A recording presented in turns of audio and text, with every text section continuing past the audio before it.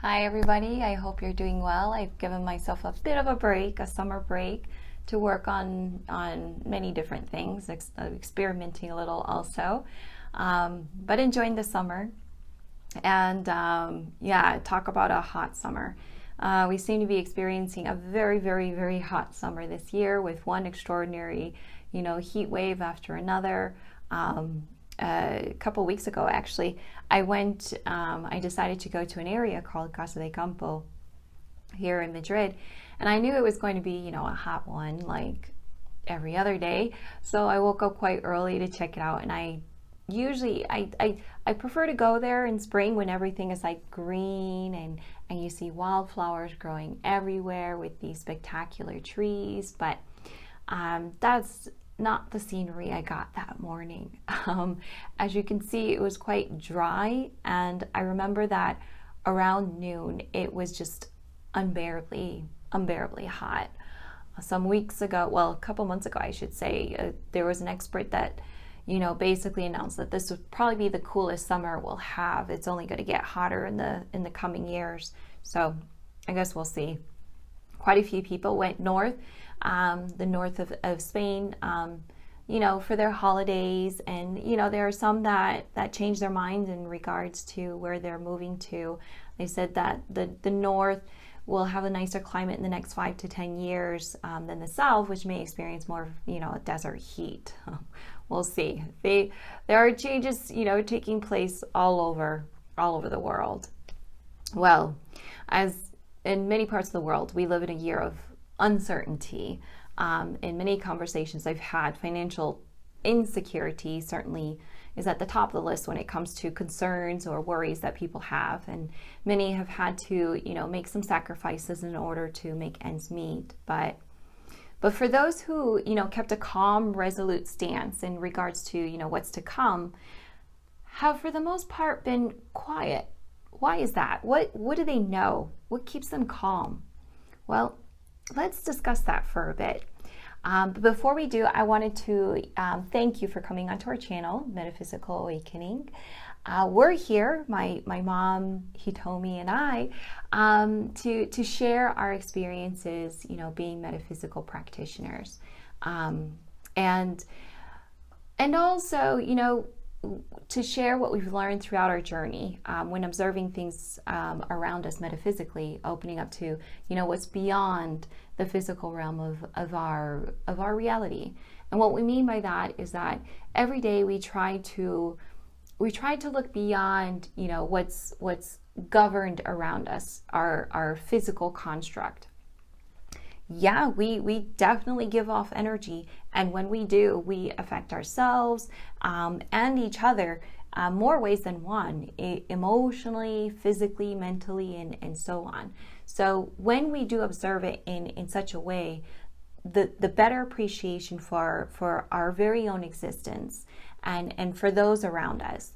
We're not, just the flesh that we walk around in, although the creation of our body is amazing in itself, but we are also beyond that, and that's the uniqueness of our abilities, which allow us to see that. And if honed in, we're able to see much more than just our own energy and those around us, but also connect with what's real around us that we don't typically see with our physical eyes. Being aware of such things opens up our world. It opens up our consciousness. Now, life can be a mystery for some of us who can't, quite figure out why we're here, why we live, in such a way that no longer feels fulfilling or seems purposeless, looking at the conditions of the world around us. Why is this so hard to feel happy? Why live in a way that seems empty or vacant, as if, your world or the concept of the world that you've constructed in your mind seems, meaningless or without purpose? I find that we ourselves need to be careful of what we construct in our mind, because what we see out of that construct will very much taint our view of life and the world around us, including, our relationships with our friends, family, and so on.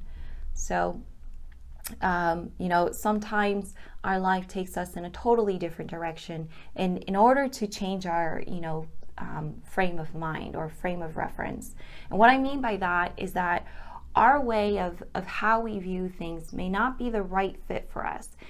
It may be causing our sadness or sense of being lost with no sense of direction at all. And if that's the case, a change is necessary to, let's say, reboot our system. So I've chosen, a destination due to, how miserable I felt or how I was feeling at a specific moment in my life. My job wasn't, going to take me anywhere promising, and it wasn't fulfilling, in any way. I felt, a sense of dread coming into work every day. Sounds familiar? Eventually I made a choice and headed to a place where, I felt the need to feel a sense of revival. So I did, and I have no regrets in doing so at all. Some changes are needed to, change one's frame of mind. My frame of mind has especially changed, in many ways, and my concept of time has certainly changed too. No longer do I feel rushed to make quick decisions, all the time that would affect my life, good or bad. I have time to make these decisions. I have time, period. They say, time is relative, and I agree somewhat. However, we all follow the same 24-hour, clock in our individual time zones. We clock in at work at the time that we agreed upon, when we first started working in our workplace. Children attend schools according to their school schedule.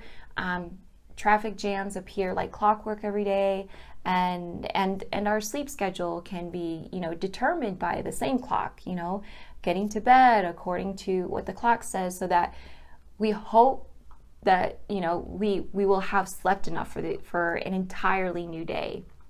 So our lives, get run by this very thing, this thing called clock.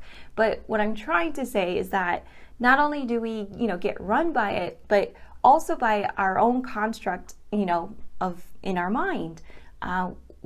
We box ourselves in. We've formulated and built this idea of the world and its people based on our own experiences and those of others. Our life at times is a complicated mess.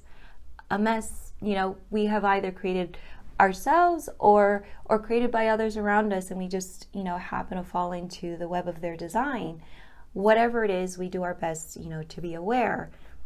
Our life is about being aware. Our purpose in life is about, being aware of who you are, so you can make your way in the world, aware of your own truth, aware of your own understanding of life, aware of the unknown. Simply that, aware. Awareness grows from, observing or making observations, thereby learning from it and progressing forward with it. Without gaining that wisdom, one might find themselves in an unwarranted situation, thereby, causing hardship. But of those who gain the essential wisdom needed, they may find their life a little easier due to avoidance, of such hardships. Wisdom can be attained simply by observing one's thought process during an ordeal or situation, and making an educated reasoning behind it, which means taking away the shrouds that might blind us from truly seeing it for what it is or was. Our emotions at times get in the way, or a desired outcome may taint it, keeping us from seeing it for what it is. Wisdom, is gained through our own experiences, but those of others too. Observing what others simply do in life, may help us gain ours. But what of those who have not gained the necessary experiences in life to gain the wisdom they need to live through life? Well, they're living it nonetheless. I feel it's our job to help those in need, and we all help in many different ways, whether it's by advising them, giving them tips, or sharing our anecdotes. Whatever it is, we have provided them with the necessary information they might need to solve a problem or to get through life on the right path. Our job is done just by providing them that knowledge. But what can we do for ourselves when we're in a bind, so to speak? What can we do to better prepare ourselves when the time comes? What books or information should we read to access the needed information to get through life? What kind of activities should we do to better incorporate ourselves in society so that we have access to the information we deem necessary? What can we do? Who can we talk to? And the reason I ask is because we have truly gone down a rabbit hole. Our society is heading in one direction, and it's not looking good. I'm not going to say it's headed toward destruction or our demise. And how many times have we heard that throughout history? But it's simply not looking good. And I'm certainly not here to alarm anyone. Fear puts us in the wrong state of mind, causing panic and confusion and basically throwing common sense out the window. Everyone in some way feels off.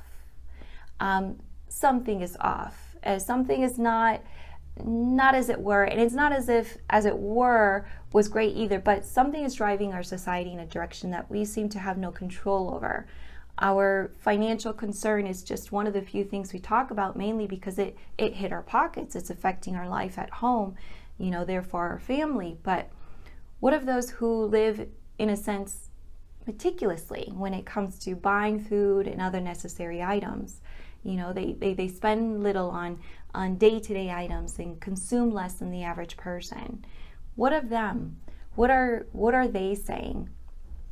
Well, they seem to be calmer than most and speak less about it. What do you think? They seem to have less stress due to more financial wiggle room, let's say. And what I mean is that this world has tied ourselves to unnecessary financial responsibilities that we're paying for month in and month out. This is life.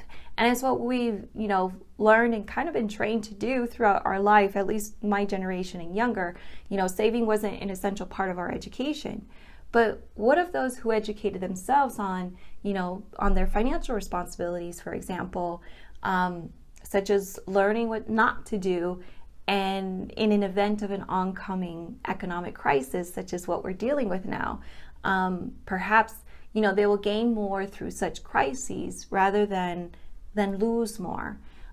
Perhaps they won't face the hardship that many will face in their lifetime due to the economic crisis. Not all crises will affect us for just a short limited period of time. The crisis may end, and perhaps the economy will rebound, but those who are hit hard may not be able to rebound as well as others. It may carry on for years, well into their old age, and some may not survive it as well as others.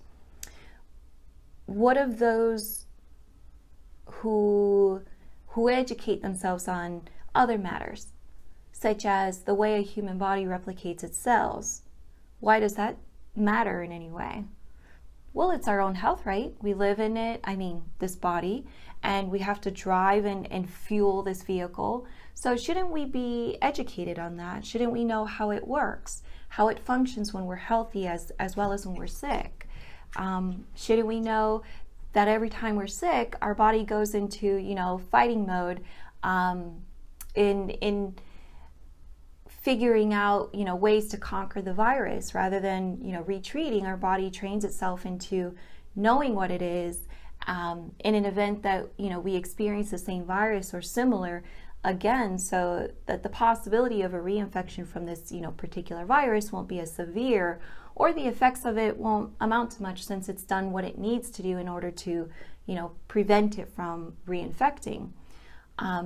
Shouldn't we learn how our body does that, or how it replicates its cells when we're growing and expanding, every which way?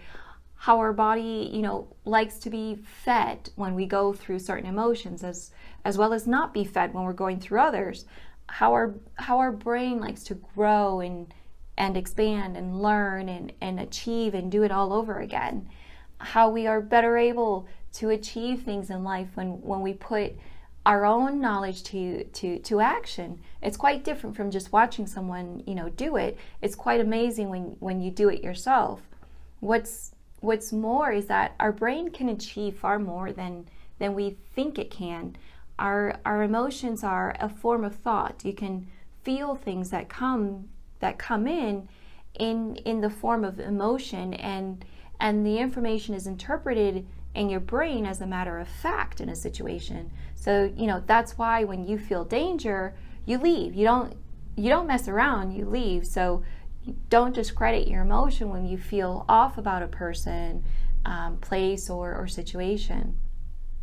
Now, in regards to your brain, how well do we take care of our brain? How well do we know about what it can achieve? I mean, have we studied quite a bit about it? Have we been educated well enough to understand the importance of taking care of our brain? And I say this because, when we lack the nutrients needed to take care of our brain or feed it, in a sense, do we better understand the importance of, taking care of our brain? People with some form of, dementia often display the feeling of being lost, confused, and helplessness. They display a sense of fear when dealing with others, or a sense of fear in losing oneself.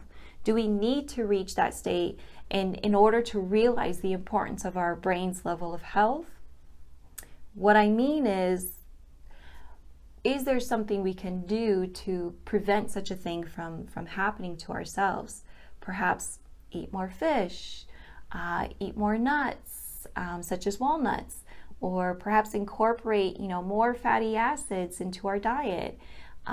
There are many things we can do for ourselves just by reading and learning about our own health, our own body.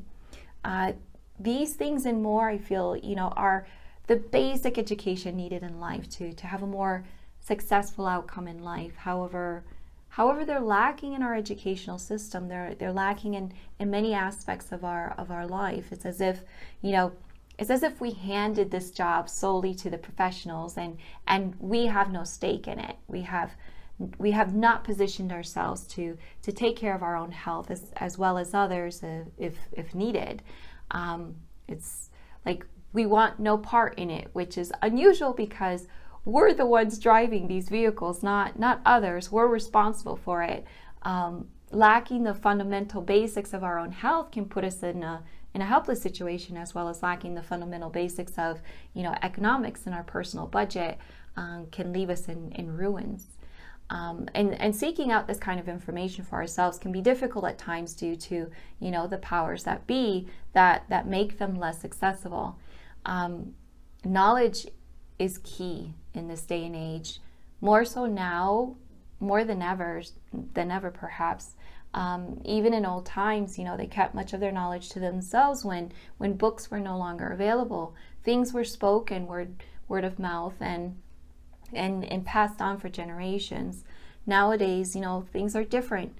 Family structure isn't the same as before, at least, not as sturdy as it was before.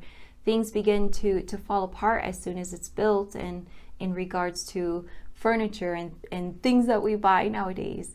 The quality of clothing nowadays seem to shred after one washing. It seems to be, the case when it comes to the family structure nowadays. It doesn't take much for the family to fall apart. So nothing gets passed on except anger, family contention, perhaps hate that one might carry throughout their lifetime, and so on. So what's the point to all this? Perhaps I'm just blabbing to myself here, but I see the importance in learning, as you all do, but more so the continuation of it. Keep learning and passing on that information to the next generation to allow them to grow on the right footing. Expanding our minds is essential for human growth and development. We can't, just follow and allow ourselves to be enslaved by whatever group or trend is leading us to believe in. Just observe and watch and take what we feel is useful, then move on. Moving is essential for growth, nothing more. Don't stay stuck in one ideology. Don't stay stuck at all. Grow and expand and allow for more growth. Reach our potential. Don't let our hardship in life or whatever it is to get in the way of our growth. Perhaps this is, the best time for expansion to help us improve our lot in life. For what we know as of now, there is no limit to our growth. So let's move in the direction of limitless growth and not hinder ourselves with, nonsensical blockades we put in front of ourselves that keep us from moving forward, but rather in a circular fashion.